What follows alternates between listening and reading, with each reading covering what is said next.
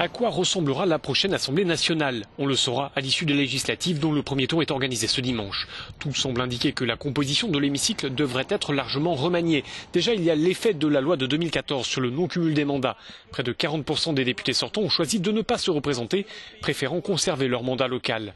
Et puis le rapport de force entre les partis devrait être bouleversé. Dans l'Assemblée sortante, la gauche était largement majoritaire avec 314 députés sur 577.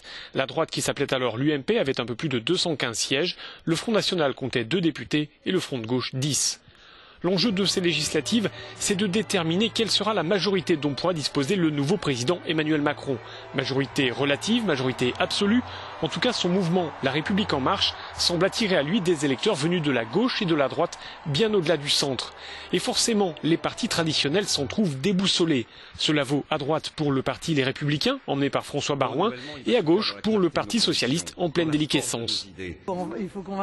Les observateurs guetteront de près le score réalisé par le Front National. Au soir du second tour de la présidentielle, la chef du FN, Marine Le Pen, disait vouloir être la première force d'opposition dans le pays.